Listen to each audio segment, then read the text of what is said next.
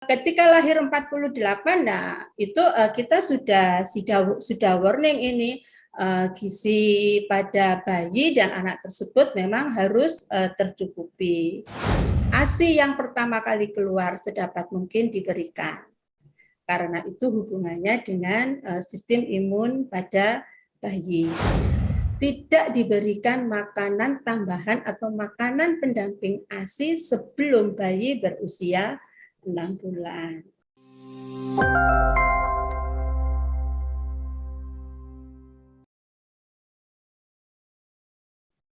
Halo Sobat Mako, apa kabar? Senang sekali rasanya saya Vivin Citra bisa hadir kembali untuk menemani Sobat Mako semuanya. Tentunya di siang hari ini. Siang hari ini saya nggak sendirian ya, karena saya sudah terhubung dengan Ibu Rosida Inayati SST SGZ MMRD. Langsung aja kita sapa ya. Assalamualaikum Bu Rosida.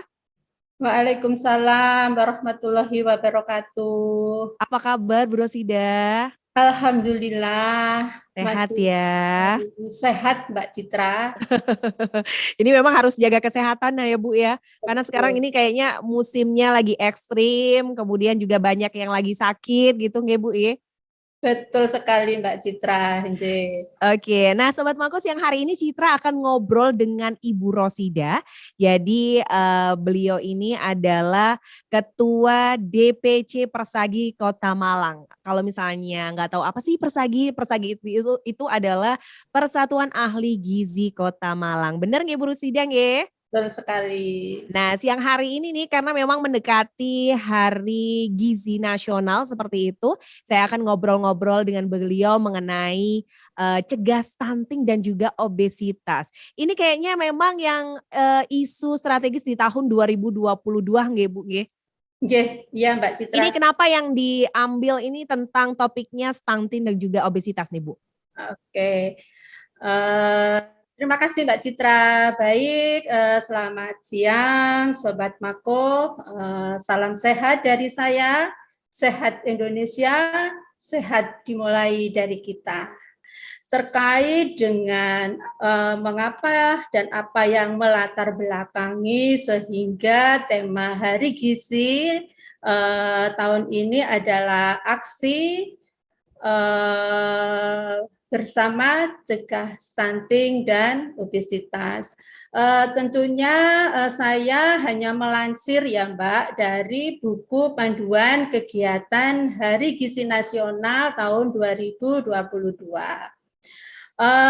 Mengacu pada rencana pembangunan jangka menengah nasional untuk tahun 2020 sampai dengan tahun 2024. Percepatan penurunan stunting menjadi 14% pada tahun 2024. Ini menjadi salah satu tujuan pembangunan kesehatan. Arah pembangunan kesehatan dititik beratkan pada upaya promotif preventif karena dapat memberikan dampak yang lebih luas dan lebih efisien tentunya di sisi ekonomi. Kemudian perbaikan gizi masyarakat memang difokuskan kepada 10 hari pertama kehidupan dan pada usia remaja, di mana ini menjadi komponen utama pembangunan kesehatan yang berkelanjutan. Kemudian kita semua tahu bahwa saat ini Indonesia masih dihadapkan pada beban ganda masalah gizi, yaitu masih tingginya prevalensi stunting dan obesitas. Permasalahan tersebut biasanya dipengaruhi oleh kebiasaan asupan gizi yang kurang optimal atau tidak optimal. Kemudian infeksi yang berulang. Kemudian juga dipengaruhi oleh pelayanan kesehatan yang kurang memadai serta kurangnya aktivitas fisik.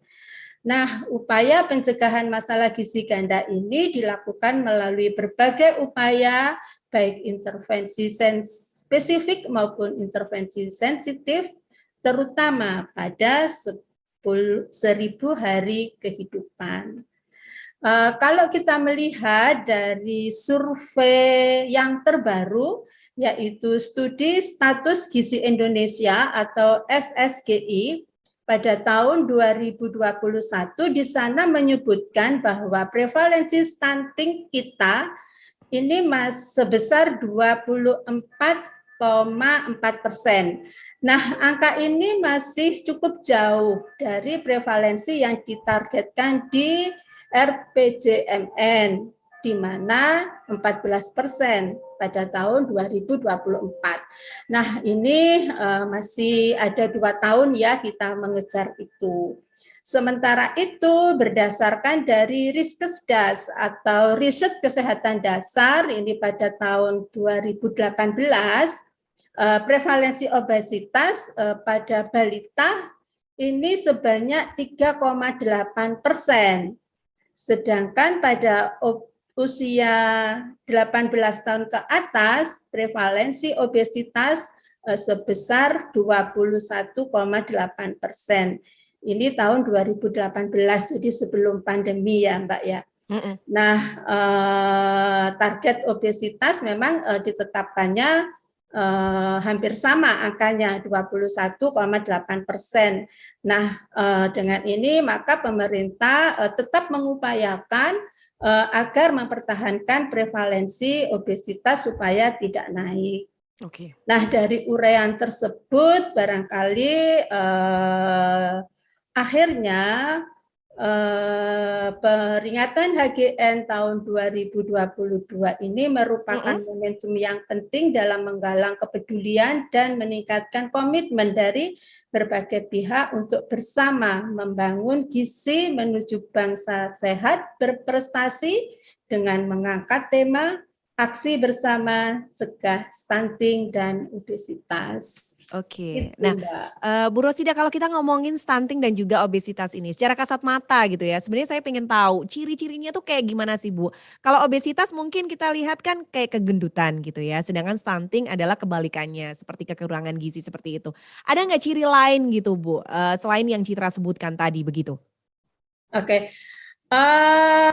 Ini ya, stunting itu adalah gangguan pertumbuhan dan perkembangan. Jadi bukan sekedar pertumbuhan saja, tetapi di dalamnya ada gangguan pertumbuhan dan perkembangan anak yang diakibatkan dari kekurangan gizi kronis. Artinya kekurangan asupan gizi dalam rentang waktu yang cukup lama. Kemudian tidak menutup kemungkinan adanya infeksi yang berulang. Sehingga penandanya tentunya pada anak yang stunting itu seringkali ditandai dengan panjang atau tinggi badan yang berada di bawah standar yang ditetapkan. Kemudian masalah stunting ini juga dimulainya sejak dalam kandungan. Nah, biasanya baru terlihat anak tersebut stunting ketika dia berada di usia 2 tahun. Oh, jadi dalam kandungan tuh sebenarnya sudah bisa dideteksi begitu Bu Rosida? Bisa, kejadian stunting ini bisa dideteksi ketika anak di dalam kandungan. Itu sebabnya gizi ibu hamil sangat perlu diperhatikan untuk mencegah stunting. Jadi pencegahan stunting ini bukan pada anak yang baru lahir, tetapi makna dari 1000 hari kehidupan itu mulai awal pembuahan. Jadi mulai anak di dalam kandungan sampai dia berusia 2 tahun. Jadi memperbaiki stunting itu bisa dilakukan di situ. Di kurun waktu 1000 hari pertama kehidupan. Nah mungkin selain asupan gizi sendiri gitu, apa sih sebenarnya faktor gitu Bu yang menyebabkan terjadinya stunting dan juga obesitas ini? Sebetulnya kejadian stunting dan obesitas ini memang yang berperan langsung gitu ya terjadinya stunting dan obesitas adalah penyebab langsungnya adalah asupan gizi yang tidak optimal. Dan ditandai juga biasanya dengan penyakit infeksi yang berulang.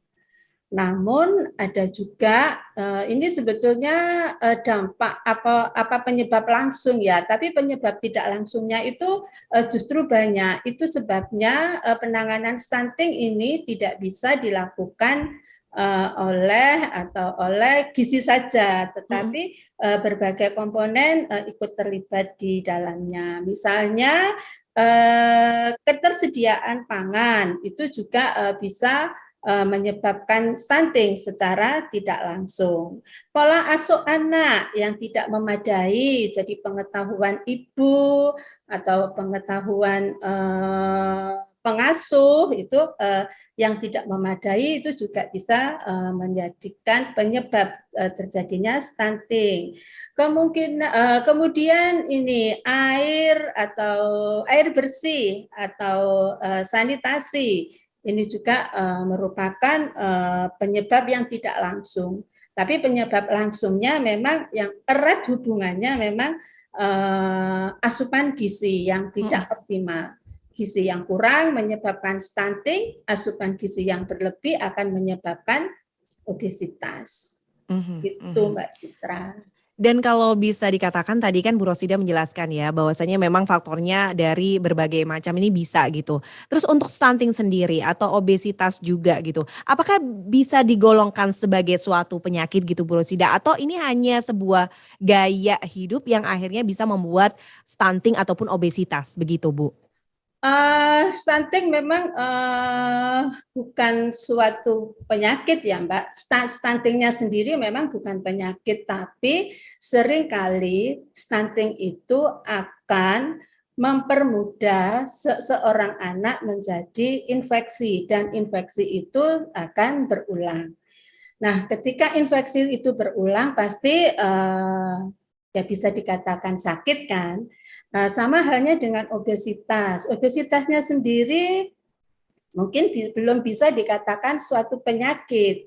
Tetapi dampak dari obesitas karena kelebihan lemak di dalam tubuh yang banyak, kemudian yang seringkali lemak jahat itu mengendap di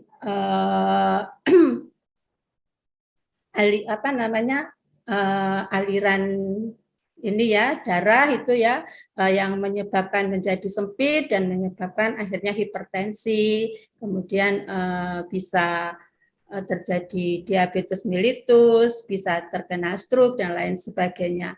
Itu merupakan dampak dari obesitas dan dampak dari stunting. Oke. Kalau kita lihat dampaknya sih kayaknya mengerikan gitu ya Bu ya. Betul. Tapi mindsetnya orang itu kan kadang kalau anak balita dengan gendut gitu ya atau kelebihan gizi atau obesitas ini kan kesannya kayak lucu gitu ya Bu ya. Padahal Ya, orang tuh banyak tuh pikirannya gitu. Kalau misalnya anak kita kayaknya nggak gendut gitu ya, kok anaknya nggak gendut sih kurang gizi atau apa gitu. Padahal gendut itu katanya lucu menarik. Tapi kalau lihat dampaknya nih ya menurut Citra ya agak ngeri ya Bu Rosida ya. betul sekali Mbak. Mungkin itu paradigma lama barangkali ya Mbak.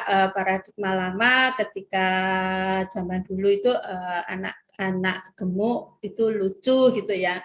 Mungkin saat ini memang beberapa masyarakat sudah melek gitu ya. Jadi sudah tahu tentang dampak dari obesitas sendiri maupun dampak dari kekurangan gizi. Oke. Nah, Bu Rosida kalau misalnya sudah yang terlanjur gitu ya. Kalau tadi disebutkan bahwa bisa dideteksi ketika hamil. Kemudian 1000 hari di kelahiran pertama seperti itu. Andai kata yang sudah terjadi stunting dan juga obesitas ini. Treatment apa sih yang harus kita lakukan Ibu Rosida nih? Dari mana dulu ini? Dari stunting ya? Stunting dulu. Dari stunting dulu. Sebetulnya treatment itu kita lakukan ketika kita menyiapkan kehamilan itu sendiri, memang sudah harus disiapkan.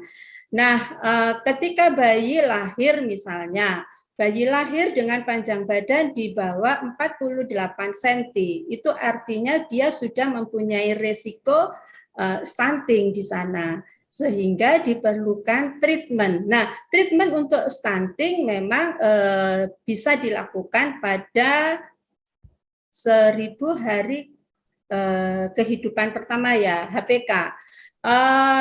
Ketika lahir 48, nah itu kita sudah warning ini, gizi pada bayi dan anak tersebut memang harus tercukupi.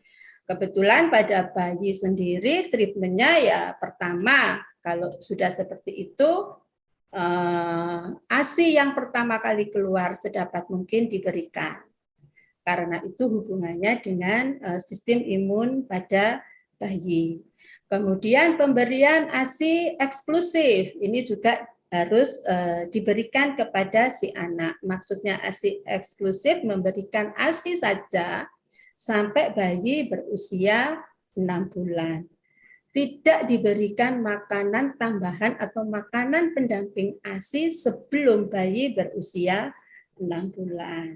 Setelah 6 bulan baru diberikan makanan pendamping, tentunya makanan pendamping ASI ini yang tepat sesuai dengan kebutuhan bayi. ASI diberikan sampai kapan? ASI tetap diberikan sampai dengan usia 2 tahun. Itu sebetulnya treatment yang bisa kita gunakan, kita lakukan ketika kita mendapatkan bahwa bayi lahir dengan panjang 48 cm itu dia sudah mempunyai beresiko terjadinya stunting.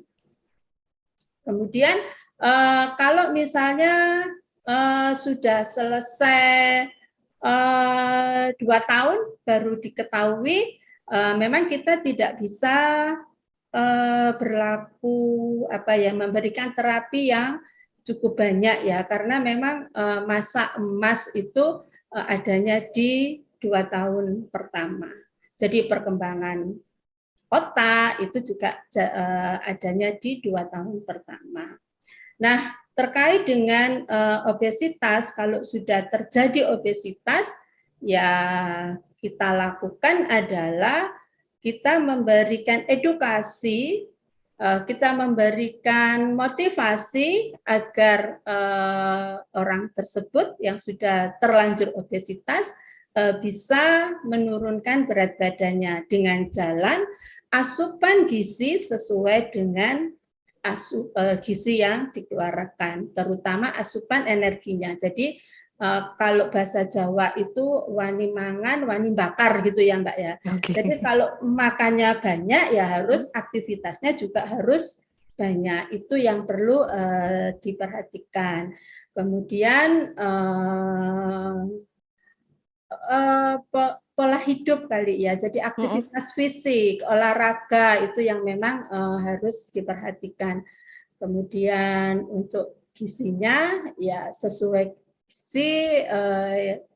kebutuhan dia, berdasarkan umur, berdasarkan aktivitasnya dia, kemudian ada pengurangan kalori ketika dia ingin berapa berat badan yang dicapai dalam satu kurun waktu.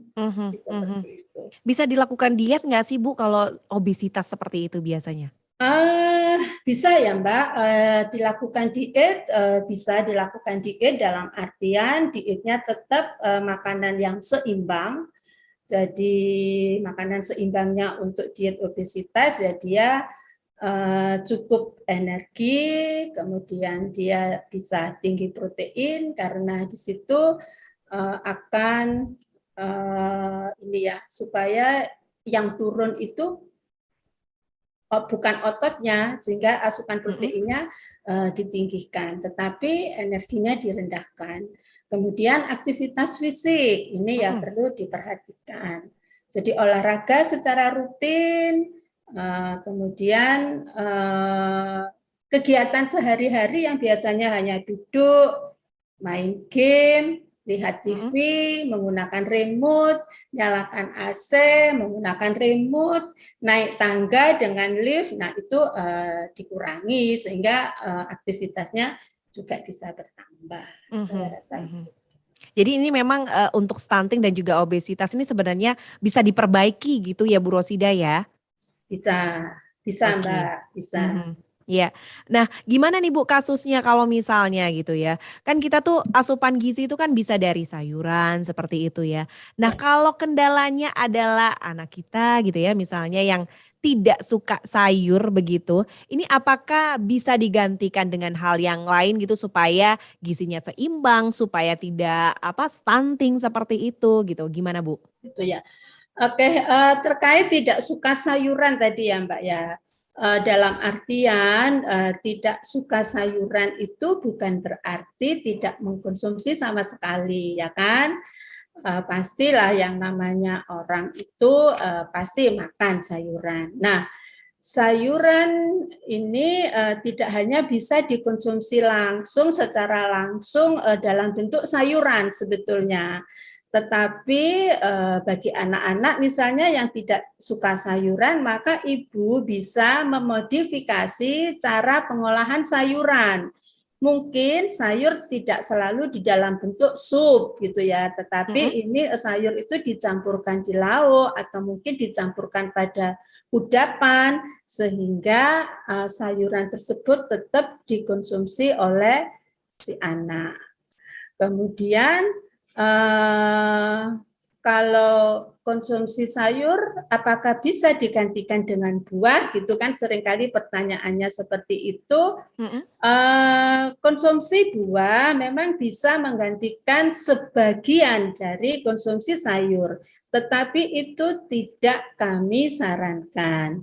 Mengapa? Karena seluruh porsi sayur apabila digantikan dengan buah, maka kandungan gula yang ada di dalam buah ini ada beberapa buah yang kandungan gulanya cukup tinggi sehingga ini akan berdampak pada kelebihan asupan kalori harian dan juga kandungan serat pada buah ini cenderung lebih rendah dibanding dengan serat pada sayuran. Mhm. Nah, saat ini memang cukup banyak ya ada variasi makanan. Artinya kita makan itu bisa dikombinasikan ketika sayur kita itu hanya sedikit. Jadi kita bisa mengkombinasikan dengan konsumsi kacang-kacangan atau Oke. biji-bijian untuk mendapatkan jumlah mikronutrien dan serat yang cukup. Jadi bisa ditambahkan konsumsi superfood. Ini Mhm. sudah umum ini ya seperti flaxseed maupun chia seed. Jadi kalau semacam kacang-kacangan tapi makannya bisa bareng dengan makan atau bisa dicampurkan dengan minuman. Jadi Mhm. seperti itu untuk strategi ya ketika tidak suka terhadap sayur. Oke. Mhm, mhm.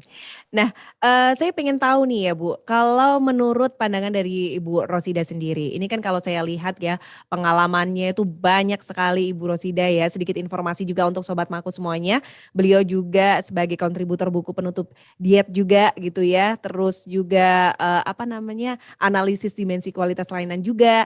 Nah, ini kebanyakan Bu, kalau di Kota Malang sejauh ini Bu Rosida melihat nih, stunting dan juga obesitas, ini banyak dialami anak-anak kah? Atau remaja atau dewasa atau seperti apa Bu Rosida?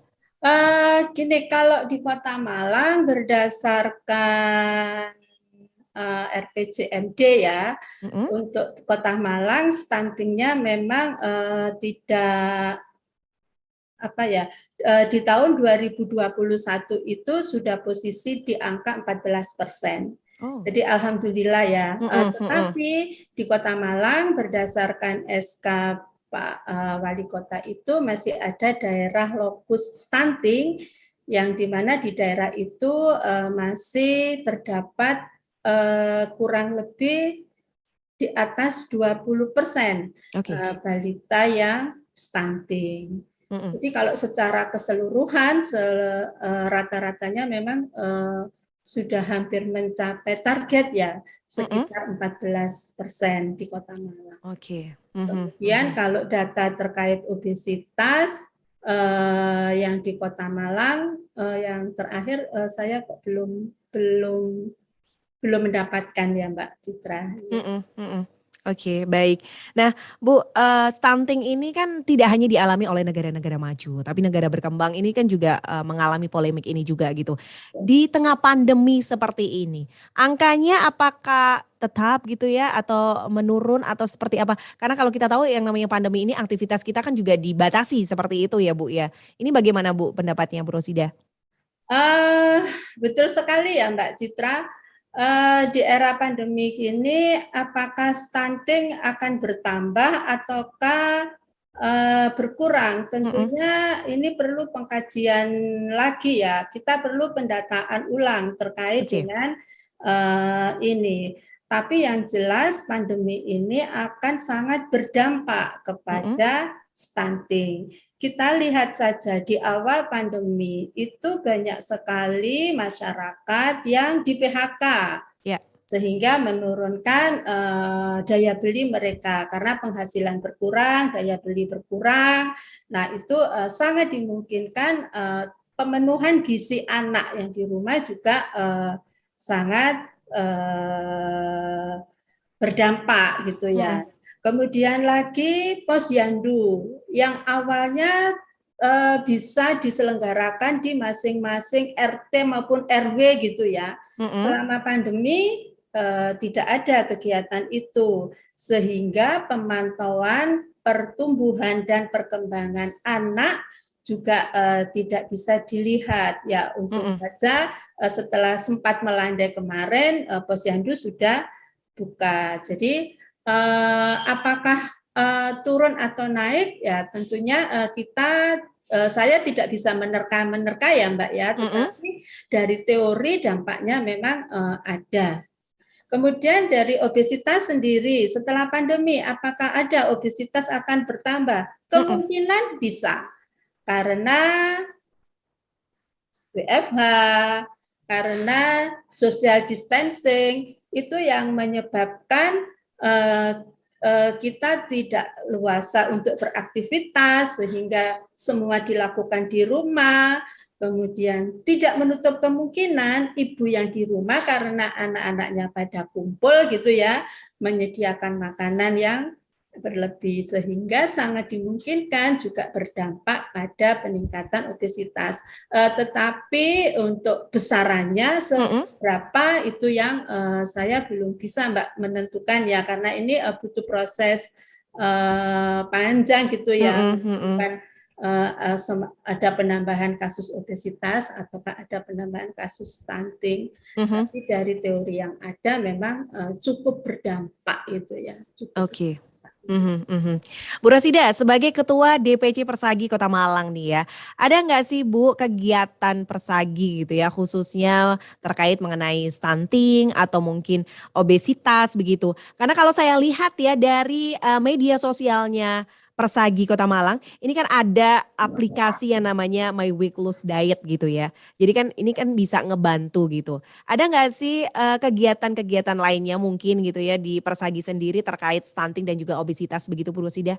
Baik, gini Mbak Citra, kolaborasi antara Prosagi sebagai organisasi profesi dengan pemerintahan tentunya ada ya. Mm-mm, Dengan Dinas Kesehatan misalnya, mm-mm. kami organisasi profesi terutama Persagi ini dilibatkan pada beberapa kegiatan. Jadi antara lain dalam hal ini kami sebagai organisasi profesi keterlibatannya adalah sebagai narasumber, Oke. jadi sebagai edukator. Jadi ya pertama kita pernah ada beberapa kegiatan ya yang terdekat dengan ini di tahun 2021 itu Dinas Kesehatan Kota mengadakan refreshing bagi Hmm, para kader terkait dengan deteksi dini stunting oleh masyarakat. Ini kader kan perlu di-refresh ya, ya. perlu refreshing ilmu, keterampilan ketika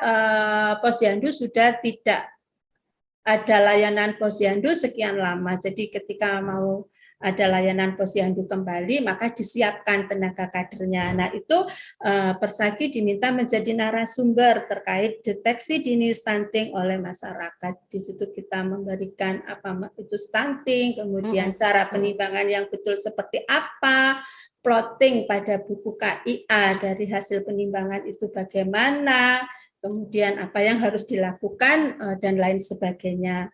Kemudian kami juga masih dengan Dinas Kesehatan Kota Malang, kami diminta sebagai narasumber terkait dengan kegiatan pertemuan pelayanan kesehatan masa sebelum hamil pada pasangan usia subur.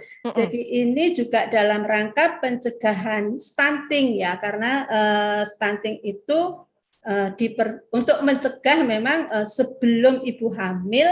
Nah, ini bagaimana gizi seimbangnya gitu ya, sehingga saat hamil gizinya juga terpenuhi. Tapi sebelum hamil, bagaimana menyiapkan kondisi status gizi yang optimal.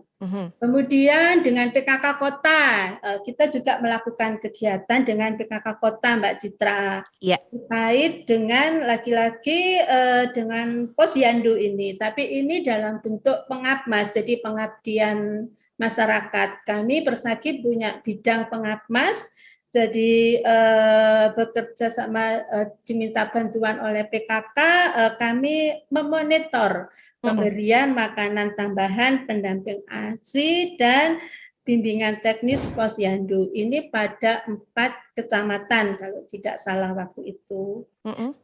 Kemudian di dalam rangka pencegahan stunting sendiri, kami dari organisasi profesi juga melakukan kegiatan berupa sosialisasi komunikasi antar pribadi, yang dimana ini nantinya bagaimana cara nakes atau cara kader menyampaikan pesan kepada masyarakat sehingga tidak ada gap ya di situ. Jadi ada sosialisasi komunikasi antar pribadi. Nah, ini organisasi profesi juga dilibatkan sebagai narasumber yang sebelumnya tentunya kami sudah melalui training of trainer, jadi seperti itu. Jadi itulah mungkin itu ya kegiatan yang bisa saya sampaikan pada kesempatan ini semasa pandemi. Kalau sebelum pandemi di Car Free Day itu setiap minggu kita membuka layanan konsultasi gizi gratis untuk masyarakat Kota Malang. Wow, luar biasa ya kolaborasinya dengan pemerintah Kota Malang. Berarti sejauh ini aman ya Bu? Kendala mungkin ataukah ada gitu? Alhamdulillah sih sejauh ini aman Mbak Citra. Oke, alhamdulillah ya. Dan mungkin yang terakhir nih pertanyaan Citra nih Bu Rosida ya. Di tengah pandemi COVID-19 yang masih belum berakhir seperti ini. Ada nggak sih tips gitu ya Bu ya? Makanan kah atau apapun gitu ya cara untuk bisa meningkatkan imun tubuh kita ini biar tetap sehat nih Bu. Gimana nih tipsnya dari Bu Rosida nih? Baik. Sebagai profesi gizi kalau ditanya tip untuk sehat ya, tip untuk meningkatkan imun tubuh di tengah pandemi gitu ya, ya tetap saja Mbak menggunakan prinsip gizi seimbang. Jadi menerapkan 4 pilar gizi seimbang. Yang dilakukan adalah dengan cara mengkonsumsi aneka ragam makanan, kemudian membiasakan perilaku hidup bersih dan sehat, kemudian mempertahankan berat badan dalam batas normal, serta melakukan aktivitas fisik sesuai kelompok umurnya. Nah, ini bisa digambarkan pada gambar tumpeng gizi seimbang, kemudian bisa juga dilihat pada isi piringku, di mana isi piringku ini sesuai kelompok usia ya. Jadi isi piringku ini tidak sama antara bayi, anak maupun dewasa. Itu perlu dicermati. Kemudian makan makanan beraneka ragam yang berwarna-warni. Jadi kalau pesan saya ya tetap gizi seimbang, Mbak. Jadi gizi seimbang ini yang harus dikonsumsi karena dengan mengkonsumsi gizi seimbang maka imunitas tubuh akan semakin kuat. Kemudian dengan gizi seimbang juga bisa memberikan perlindungan ekstra. Kemudian bisa menurunkan resiko penyakit kronis maupun penyakit infeksi. Dengan gizi seimbang kita juga bisa mempertahankan berat badan normal dan dengan gizi seimbang kita bisa meningkatkan produktivitas kerja. Jadi peran atau pedoman umum gizi seimbang yang tergambar atau tercermin pada tumpeng gizi seimbang, nah itu yang perlu kita lakukan. Jadi ada makanan pokok yang bersumber dari nasi dan teman-temannya nasi gitu ya. Kemudian ada lauk pauk yang terdiri dari protein hewani dan nabati. Kemudian ada sayuran dan buah. Dan yang paling tertinggi ini yang harus di warning di sini adalah asupan garam, gula, dan minyak yang tidak boleh berlebih. Nah, satu lagi, kebutuhan air harus tercukupi. Di dalam sehari, kebutuhan air kita kurang lebih 2 liter. Jadi itu konsep gizi seimbang. Baik, sekali lagi terima kasih banyak untuk Ibu Rosida ya, untuk ilmu-ilmunya yang udah dibagi ke kita, dan terima kasih banyak atas waktunya. Citra gangguin ya Bu ya. Mungkin kita akan ngobrol lagi di lain kesempatan ya Bu Rosida dengan tema yang berbeda. Sekali lagi terima kasih banyak Bu Rosida, sehat selalu. Oke, sama-sama Mbak Citra, semoga Mbak Citra juga sehat selalu. Amin. Dan Sobat Mako juga selalu sehat dan diberi kesehatan oleh Allah. Amin, baik. Terima kasih banyak, salam sehat Ibu Rosida. Salam sehat Mbak Citra. Dan demikianlah Sobat Mako obrolan Citra bersama Ibu Rosida Inayati selaku Ketua DPC Persagi Kota Malang. Dan tentunya untuk informasi mengenai gizi nih, Sobat Mako bisa update ya atau akses langsung media sosialnya di Persagi Kota Malang. Dan saya akan ngobrol di lain kesempatan dengan narasumber dan juga tema yang berbeda. Saya Vivin Citra pamit undur diri. Wassalamualaikum warahmatullahi wabarakatuh dan sampai jumpa.